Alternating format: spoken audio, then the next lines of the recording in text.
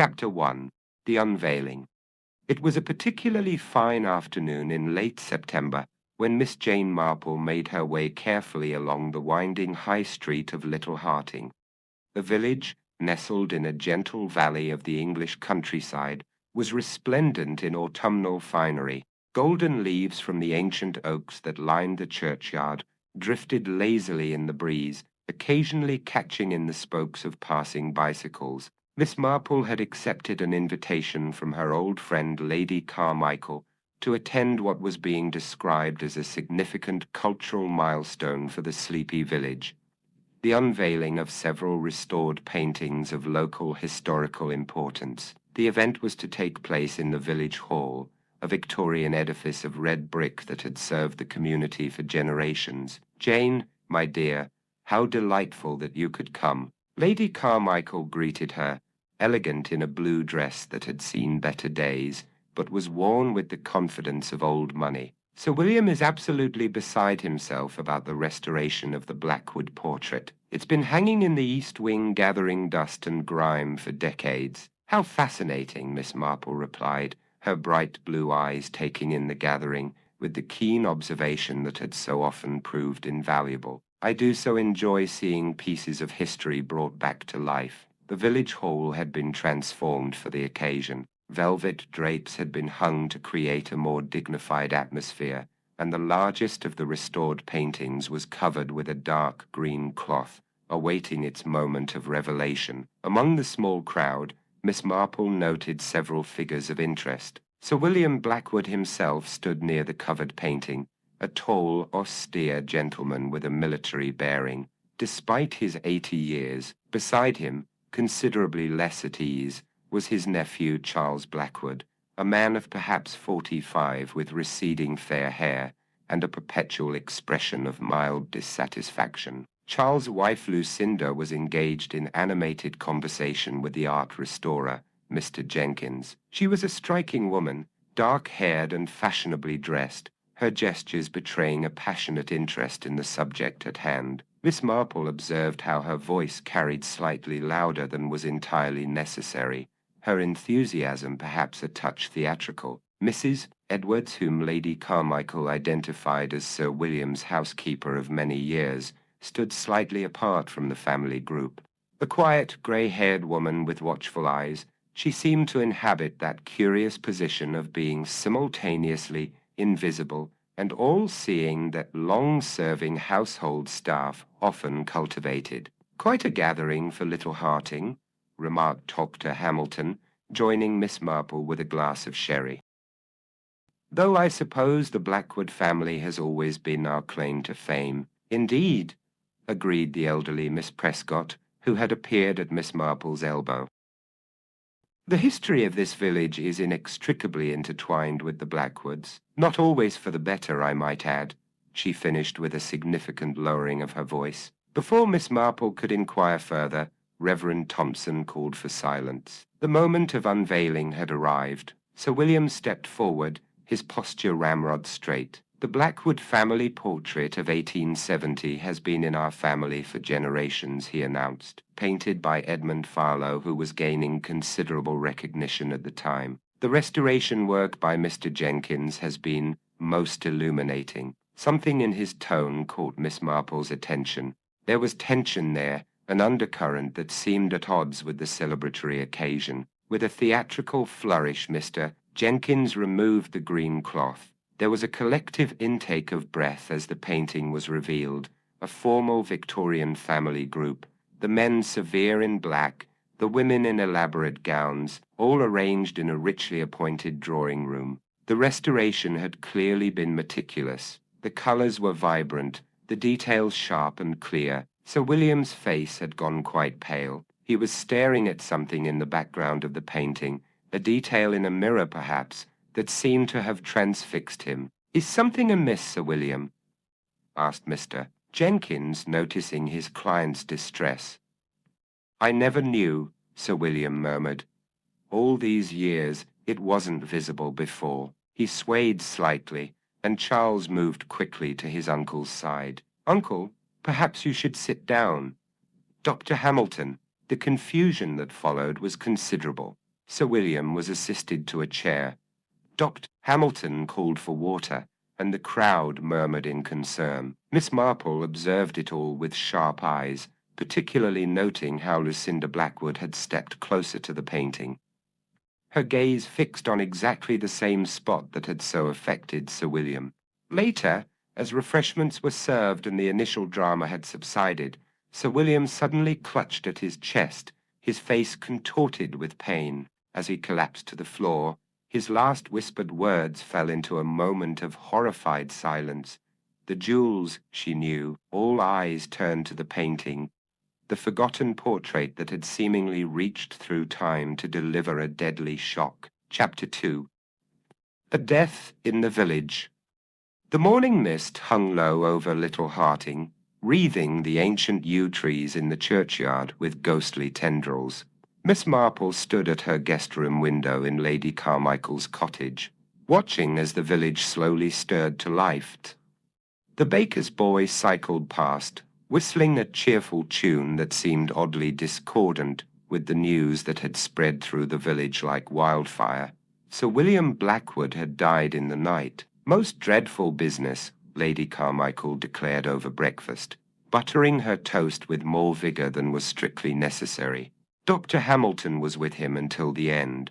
I understand. Heart failure, they're saying. Though after that scene yesterday, one can't help but wonder. Indeed, Miss Marple replied thoughtfully, her needlework lying forgotten in her lap. Sir William seemed most disturbed by something he saw in that painting. The jewels? Lady Carmichael nodded. His last words, according to Reverend Thompson, something about jewels, and that she knew.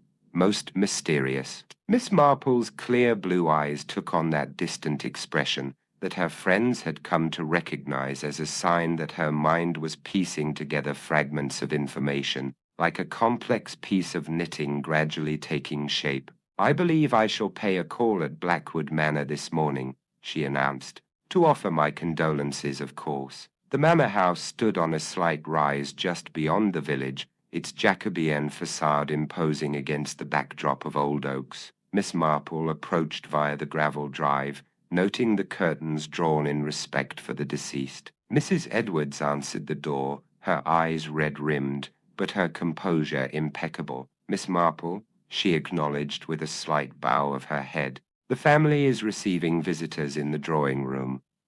The atmosphere within was strained. Charles Blackwood paced near the fireplace,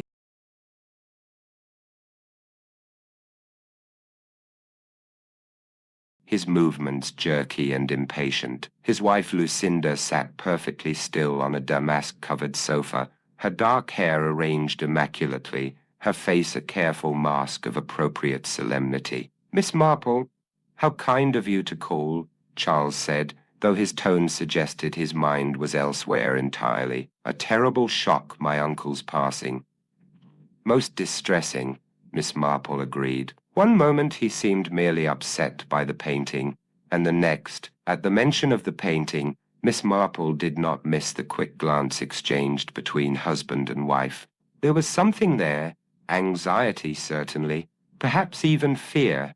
The portrait, Charles said, his voice oddly tight. Yes, we've had it brought here. Jenkins delivered it this morning. It seemed appropriate, Lucinda added smoothly, given its significance to the family, though I confess I find it rather unsettling after yesterday's events. Miss Marple noticed that Lucinda's gaze kept drifting toward the doorway, as though expecting someone or something to appear.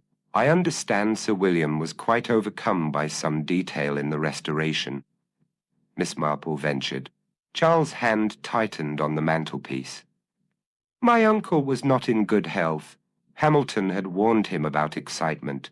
The unveiling was perhaps too stimulating for a man of his years.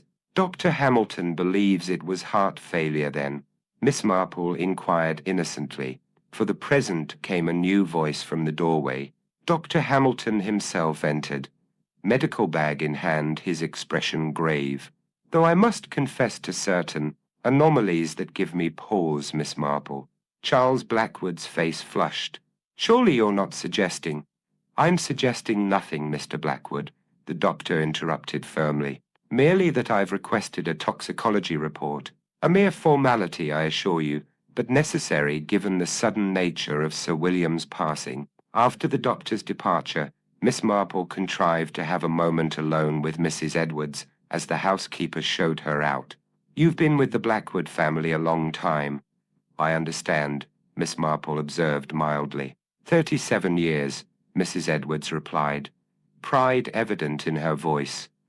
I came as a young woman. Sir William was a fair employer, if somewhat reserved. The painting that was restored, it must hold significant family history. Mrs. Edwards paused, her hand on the door latch. That it does, miss, more than some might wish to remember. She hesitated, then added in a lower voice, the Blackwoods have their secrets.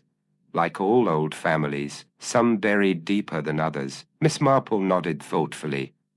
My mother used to speak of a scandal involving the Blackwoods, something about a governess who disappeared in the 1870s, shortly after that portrait was painted, if I recall correctly. The housekeeper's eyes widened slightly.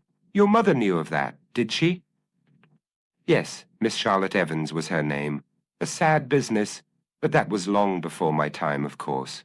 As Miss Marple made her way back to the village, she reflected on her mother's gossip from years ago, how the disappearance of the governess had coincided with rumors of missing family jewels. Coincidences, perhaps, but Miss Marple had long since learned that coincidences often deserved the closest scrutiny. 2 days later, the village was abuzz with shocking news.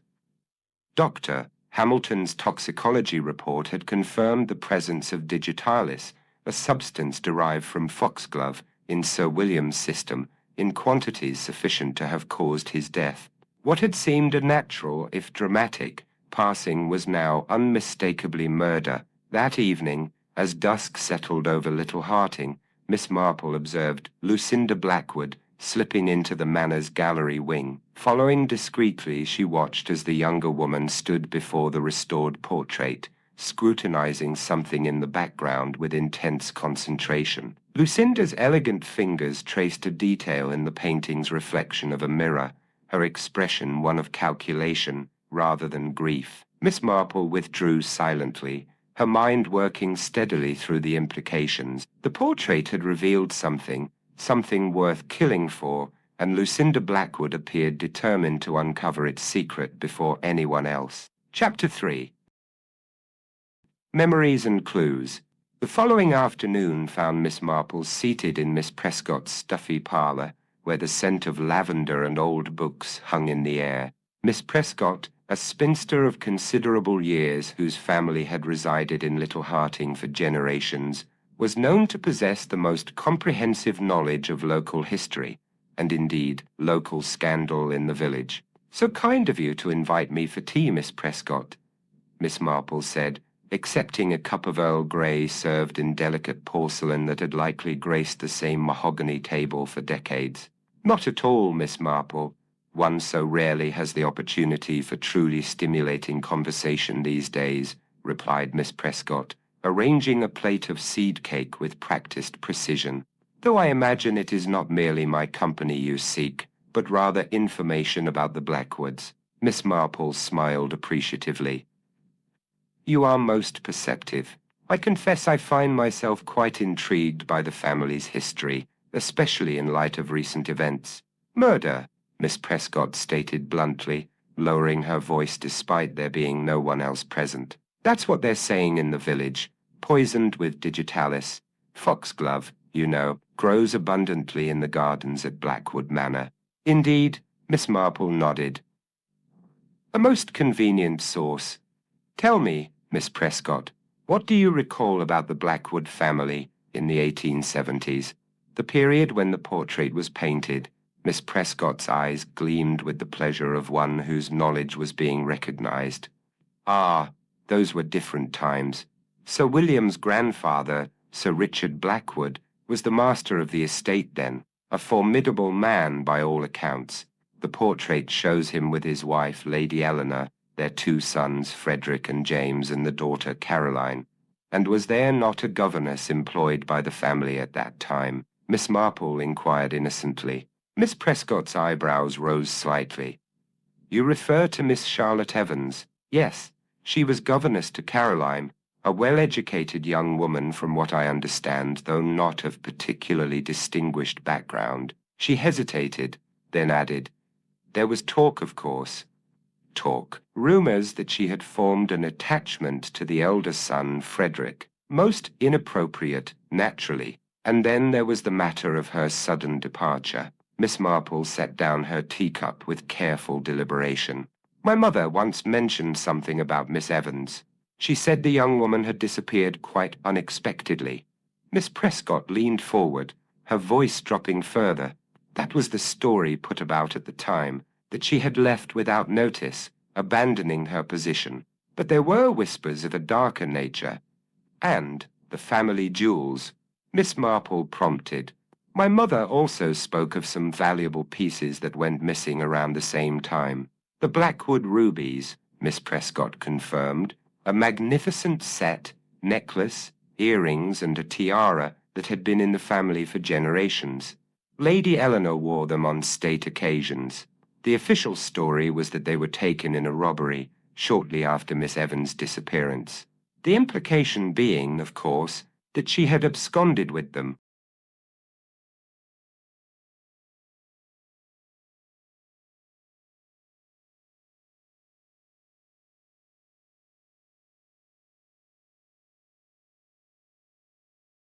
Miss Marple finished. Precisely. Though there were those who questioned that narrative, Miss Prescott said, pouring more tea. Lady Eleanor was known to be a proud, difficult woman. Some said she had orchestrated the whole affair to avoid the scandal of her son's misalliance. Later that afternoon, Miss Marple made her way to St. Michael's Church, where the ancient parish records were kept.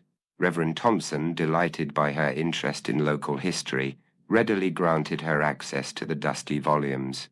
"You'll find the records from the 1870s on that shelf, Miss Marple," he said, indicating a row of leather-bound books, "though I'm afraid they're not as well organized as one might wish." "Thank you, Reverend. I'm particularly interested in any mention of the Evans family." For nearly an hour, Miss Marple pored over the yellowing pages, her trained eye scanning entries of births, marriages, and deaths. And then, quite suddenly, she paused, her finger resting on an entry dated November 1870, just 2 months after the Blackwood portrait had been completed. Charlotte Evans, age 24. Cause of death, fever. Miss Marple sat back, her mind working rapidly. Not disappeared at all, but dead and buried according to the records in the churchyard of St. Michael.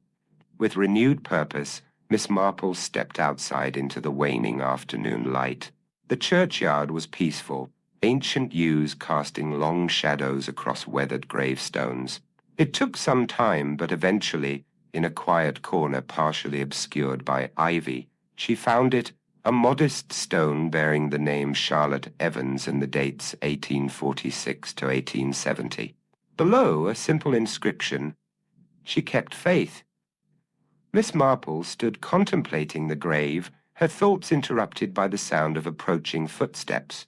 "Miss Marple," Charles Blackwood acknowledged, seemingly unsurprised to find her there, taking an interest in local history. "The churchyard tells many stories, Mr. Blackwood," she replied mildly, including, it seems, that of Miss Charlotte Evans. "I was under the impression she had disappeared from Little Harting. A flicker of something, alarm perhaps, crossed Charles's face. Family legend can be unreliable," he said stiffly. "If you'll excuse me, I have business with Reverend Thompson." That evening, Miss Marple contrived a reason to visit Blackwood Manor once more. Lucinda, playing the gracious hostess despite the circumstances, offered to show her the newly restored portrait, now hanging in the gallery. "It's remarkable what Mr. Jenkins was able to reveal," Miss Marple observed, studying the painting carefully. "The details are quite extraordinary." "Yes," Lucinda agreed, a hint of tension in her voice, almost as though the artist intended certain elements to remain hidden until the right moment. Miss Marple's gaze focused on the background of the painting where a large mirror reflected part of the room not otherwise visible in the composition. In that reflection, Partially obscured by the figure of Lady Eleanor was a mahogany writing desk. Upon it rested an ornate jewelry box, its lid open to reveal what appeared to be a flash of deep red, ruby perhaps, and beside it, just barely discernible, lay what appeared to be a folded letter. "How intriguing," Miss Marple murmured. "The artist seems to have captured quite a moment. One wonders what secrets that letter might hold." Lucinda's eyes narrowed slightly. "I doubt we shall ever know, Miss Marple. Some secrets are best left buried with the past." As Miss Marple prepared to depart, she noticed a smudge of soil on the cuff of Lucinda's elegant sleeve, soil of a distinctive reddish hue that Miss Marple had observed in only one place in Little Harting. The churchyard of St. Michael's, where Charlotte Evans lay buried. Chapter 4. The Portrait Speaks. The following morning dawned grey and drizzly, the kind of persistent English rain that seemed determined to seep into one's very bones. Miss Marple, however, was not deterred by inclement weather. Wrapped in a sensible mackintosh and armed with a sturdy umbrella, she made her way to the small local library housed in what had once been the estate office of the Blackwood family. "Good morning, Mrs. Pettigrew," she greeted the librarian, a sharp-featured woman whose horn-rimmed spectacles gave her the appearance of a vigilant owl. "I wonder if you might assist me in locating information about Edmund Farlow, the artist who painted the Blackwood family portrait." Mrs. Pettigrew's eyes lit up at the prospect of delving into her meticulously organized archives. "Farlow, you say?" "Yes.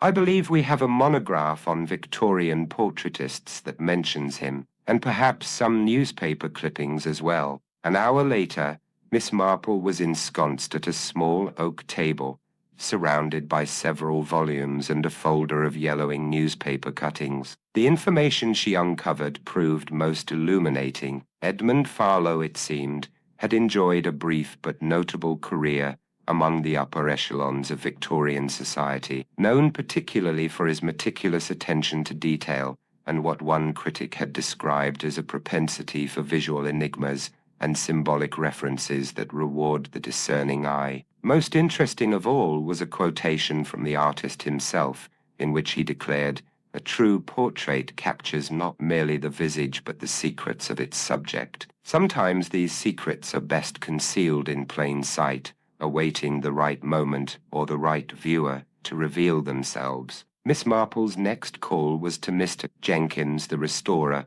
who had taken temporary lodgings above the village apothecary while completing his work on the local art collection. "Ah, Miss Marple," he greeted her, ushering her into a small sitting room that smelled strongly of linseed oil and turpentine. "What can I do for you? More questions about the Blackwood portrait, I imagine." "Indeed, Mr. Jenkins. I find myself quite fascinated by the restoration process, particularly what it revealed in this case." Jenkins nodded enthusiastically, clearly pleased to discuss his craft. "It was quite remarkable, actually. The painting had accumulated nearly a century and a half of grime, smoke from coal fires, candle soot, oxidation of the varnish. When I began the cleaning process, details emerged that had been entirely obscured. Details in the mirror reflection?" Miss Marple prompted. "Precisely," Jenkins confirmed. "That's often where the subtleties lie, in formal portraits of that era. Mirrors, windows, reflective surfaces, they allowed the artist to extend the composition beyond the immediate foreground. And in this case, the mirror revealed a writing desk with what appears to be a jewelry box and a letter." Jenkins gave her a curious look. "You have a keen eye, Miss Marple." "Yes, those elements became visible during restoration. Sir William was quite startled by them, as you witnessed. He kept muttering about how it wasn't supposed to be there, and she must have known all along. Most intriguing," Miss Marple murmured.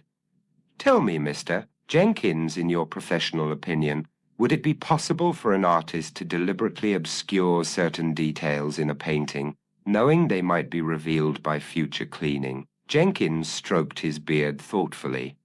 "It's an interesting question. Farlow was working at a time when the chemical properties of pigments and varnishes were well understood. Theoretically, an artist with sufficient knowledge could create a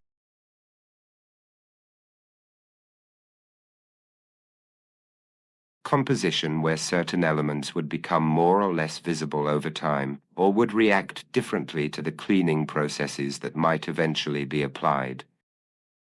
He paused. Are you suggesting that Farlow deliberately concealed elements in the portrait that he intended to be discovered later? It's merely a hypothesis, Miss Marple replied mildly, though one that might explain Sir William's extreme reaction to the restored painting. After leaving Mr. Jenkins, Miss Marple returned to the library, this time to search for old newspaper accounts of the alleged jewelry theft. What she discovered was scant but suggestive. A brief item in a county newspaper from December 1870, reporting that the valuable ruby para belonging to the Blackwood family of Little Harting been reported stolen in circumstances that remain unclear. The family's governess, who departed the household without notice shortly before the theft was discovered, is sought for questioning. No further articles appeared on the matter, suggesting either that the case had remained unsolved or that the Blackwood family had chosen not to pursue it publicly. As Miss Marple left the library, she observed Charles Blackwood in animated conversation with a gentleman outside the village solicitor's office. From the fragments of dialogue she overheard, it appeared that Charles was making urgent inquiries about expediting the sale of Blackwood Manor and its contents. The market is favorable at present, Charles was saying tensely. I see no reason for delay. The estate must be settled as quickly as possible. Later that afternoon, Miss Marple encountered Lucinda Blackwood in the village tea shop. With careful casualness, she contrived to join the younger woman at her table. Mrs. Blackwood, how are you bearing up under these difficult circumstances? She inquired sympathetically. Lucinda's composure was impeccable, though Miss Marple noted the faint shadows beneath her eyes that suggested sleepless nights. As well as can be expected, Miss Marple, the shock of Sir William's murder has affected us all deeply. I imagine the portrait must be a particular source of distress, given its apparent connection to his death. Lucinda's fingers tightened almost imperceptibly around her teacup. The portrait is merely a family heirloom, nothing more. Yet it seems to have revealed something that Sir William found profoundly disturbing. Miss Marple persisted gently. Something about jewels, according to his last words. Art can be powerfully evocative, Lucinda replied, her tone carefully neutral, especially to those with an understanding of its historical and aesthetic context. You have such an understanding, I believe, Miss Marple inquired. Lady Carmichael mentioned that you studied art history. A flicker of weariness crossed Lucinda's face. Yes, at the Courtauld Institute. My specialization was actually in Victorian portraiture. She hesitated, then added, almost defiantly, that's how Charles and I met, actually. I was researching the Blackwood collection for my dissertation. How fascinating, Miss Marple exclaimed. Then you must have been particularly interested in the Farlow portrait. It's a significant work, Lucinda acknowledged stiffly. Edmund Farlow is somewhat overlooked in conventional art history, but his technique was innovative in many respects.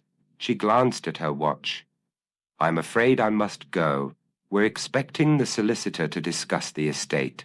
As Lucinda departed, Miss Marple reflected on the curious fact that a specialist in Victorian portraiture had married into a family possessing a notable example of such art, and now stood to inherit the estate following Sir William's convenient demise. Her final call that day was once again to St. Michael's Church, where she carefully reviewed the parish records surrounding Charlotte Evans' death. The official cause listed was fever, but Miss Marple noted that the doctor who had certified the death was none other than Dr. James Blackwood, Sir Richard's younger son, who had trained in medicine. A family member certifying a death within the household raised interesting questions. As Miss Marple was about to depart, Reverend Thompson approached with a puzzled expression. Miss Marple, I wonder if you might illuminate something for me. Mrs. Edwards, Sir William's housekeeper, was here earlier, placing flowers on Charlotte Evans' grave. When I expressed surprise at her interest in such an old burial, she mentioned that Charlotte had been her great-aunt's cousin. I had no idea there was a family connection. Indeed, Miss Marple's eyes widened slightly.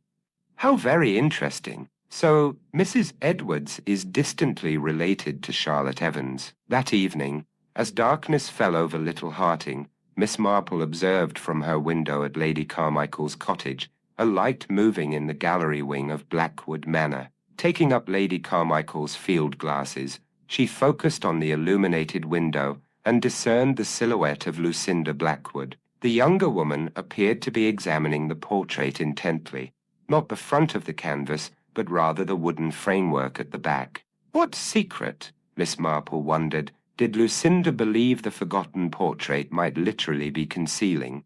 Chapter 5. Revelations on Canvas. The morning of the inquest into Sir William's death dawned clear and bright, a marked contrast to the sombre proceedings that were to follow.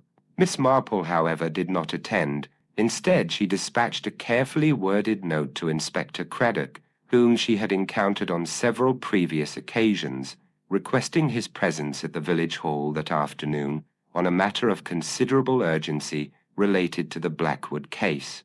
By 2 o'clock, the small assembly had gathered as requested. Inspector Craddock, a solid, dependable man with shrewd eyes and a methodical approach to his work, stood near the fireplace. Charles and Lucinda Blackwood sat side by side on straight-backed chairs, their postures betraying different forms of tension, his a nervous agitation, hers a controlled alertness. Mrs. Edwards had positioned herself slightly apart, her hands folded neatly in her lap, her expression inscrutable. Mr. Jenkins, the art restorer, completed the group, looking both intrigued and uncomfortable at being included in such company. The Blackwood portrait had been brought back to the village hall at Miss Marple's specific request, and stood on an easel at the front of the room, its subjects gazing impassively from their Victorian setting.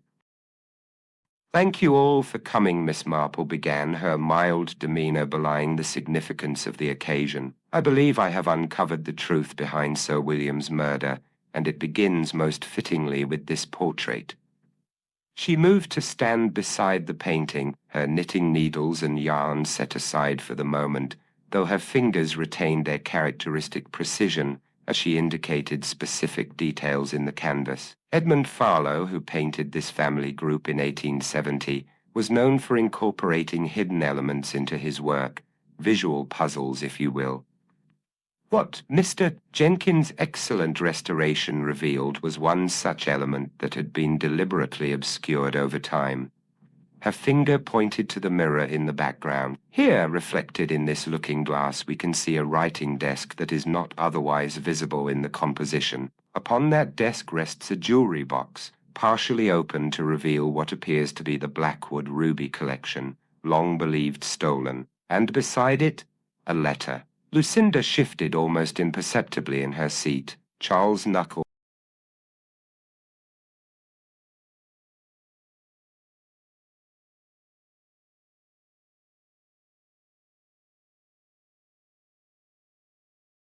whitened as he gripped the arms of his chair.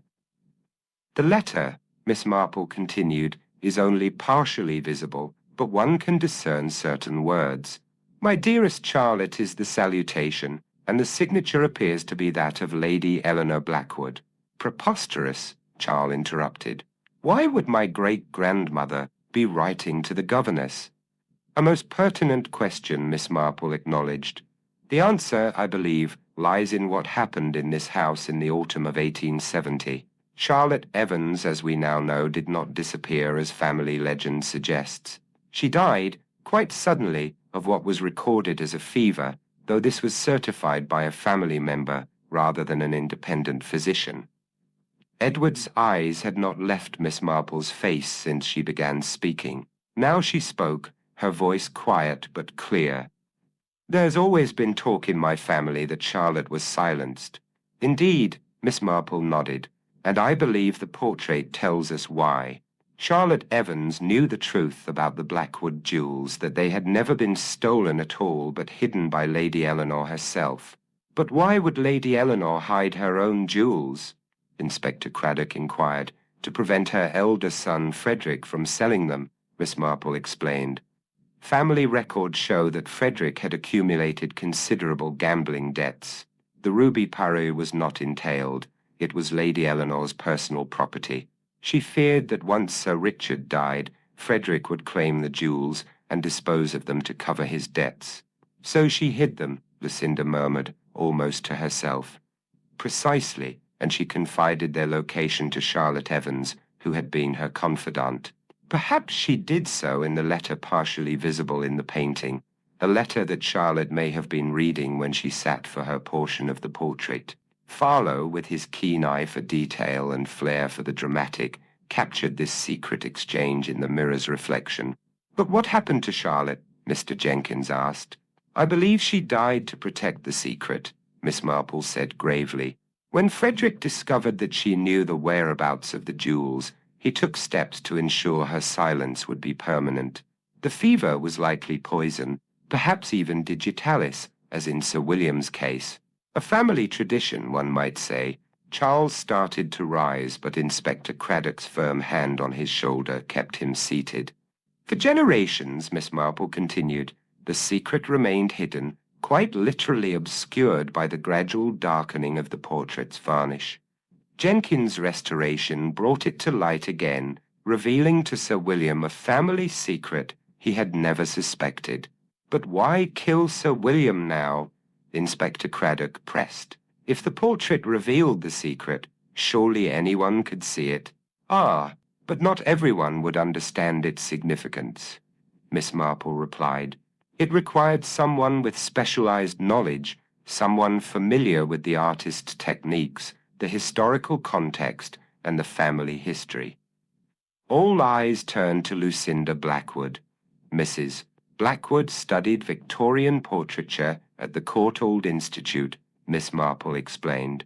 She was researching the Blackwood collection when she met her husband. When the restored portrait was unveiled, she immediately recognized the significance of the revealed details, a significance that even Sir William took some moments to grasp. This is absurd, Lucinda declared, her voice steady, but her eyes darting to the door. You can't possibly prove any of this. On the contrary, Miss Marple countered gently. The evidence is quite compelling. You poisoned Sir William with digitalis, extracted from foxglove in the manor garden. The soil traces I observed on your sleeve were not, as I initially thought, from the churchyard, but from the garden where you gathered the plant. You acted quickly, before he could fully investigate what the portrait had revealed. And what was that, exactly? Charles demanded, his face ashen. The location of the Blackwood rubies, Miss Marple stated simply.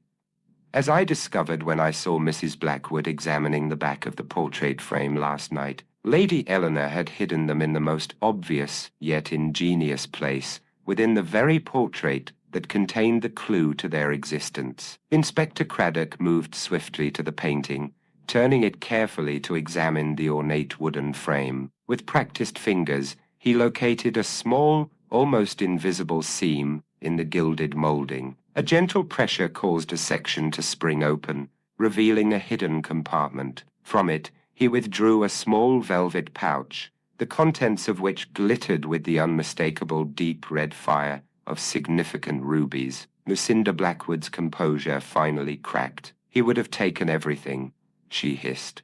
The jewels, the estate, all of it would have gone to some distant charity. 30 years of marriage to Charles, waiting for our inheritance, and then that old man discovers the rubies just as he's revising his will. So you silenced him, Inspector Craddock concluded grimly, just as Frederick silenced Charlotte Evans all those years ago. There's more evidence, Inspector, Miss Marple added.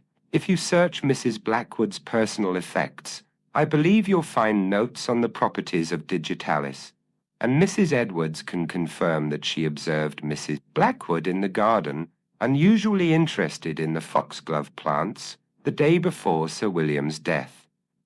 As Inspector Craddock led the protesting Lucinda away, Mrs. Edwards approached Miss Marple, her eyes bright with unshed tears. "Thank you," she said simply.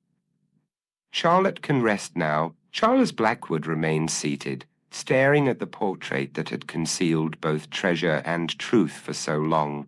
"All these years," he murmured, "the jewels were right there, watching over us. And Charlotte Evans, she kept faith," Miss Marple finished softly, recalling the inscription on the modest grave, "even unto death." Later that evening, as Miss Marple sat with Lady Carmichael before a cheerful fire, her knitting needles clicking rhythmically, she reflected on the strange case of the forgotten portrait. "You know, Jane," Lady Carmichael remarked, "it's extraordinary how you unraveled it all.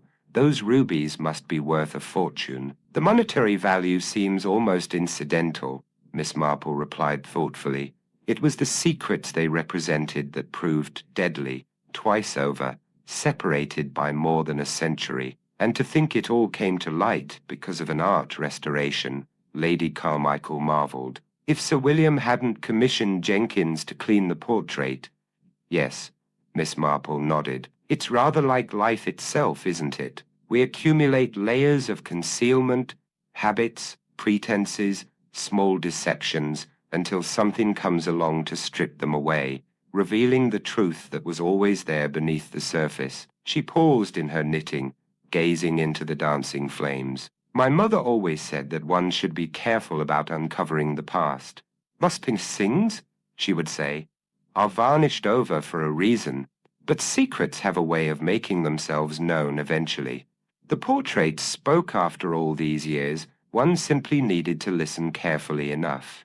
The firelight cast long shadows across the room, not unlike those that had fallen across Charlotte Evans's grave.